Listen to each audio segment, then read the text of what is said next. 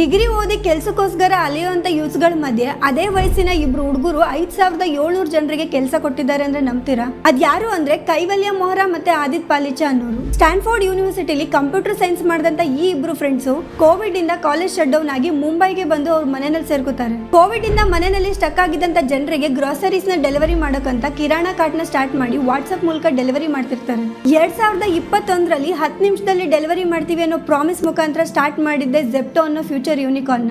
ಇವ್ರು ಎಂಟ್ರಿ ಕೊಟ್ಟಿದ್ದು quick commerce business ಗೆ. ಇಲ್ಲಿ ಡನ್ಸೋ, ಬ್ಲಿಂಕಿಟ್, ಬಿಬಿನವ್ ಅಂತ ಸುಮಾರು ಜನ ಕಾಂಪಿಟೇಟರ್ಸ್ ಇದ್ರು. ಆದ್ರೆ ಇವರಿಬ್ರು ಅದಕ್ಕೆಲ್ಲ ತಲೆ ಕೆಡ್ಸ್ಕೊಳ್ದೆ ಅವ್ರ ಜೊತೆನೆ ಕಾಂಪೀಟ್ ಮಾಡಿ 2023ರಲ್ಲಿ ಬರೀ 2078 ಕೋಟಿ ಇದ್ದಂತ ಜೆಪ್ಟೋ ರೆವಿನ್ಯೂನ ಕೇವಲ ಒಂದೇ ವರ್ಷದಲ್ಲಿ ಅಂದ್ರೆ 2024 ಬರೋ ವರ್ಷದಲ್ಲಿ 10,000 ಕೋಟಿಗೆ ತಗೊಂಡು ಹೋಗ್ತಾರೆ. ಹೀಗೆ ಕಾಲೇಜ್ ಡ್ರಾಪ್ ಔಟ್ ಸ್ಟೂಡೆಂಟ್ಸ್ ಇಂದ ಸ್ಟಾರ್ಟ್ ಆದಂತ ಜೆಪ್ಟೋ ಅನ್ನೋ ಕಂಪನಿಯ ಇವತ್ತಿನ ವ್ಯಾಲ್ಯೂಯೇಷನ್ 61,600 ಕೋಟಿ. ಈ ಏಜ್ ಅಲ್ಲಿ ಇರ್ಬೇಕಾದ್ರೆ ನೀವುಗಳು ಯಾವ ರೀತಿ ಥಿಂಕ್ ಮಾಡ್ತಿದ್ರಿ ಕೆಳಗಡೆ ಕಾಮೆಂಟ್ ಮಾಡಿ.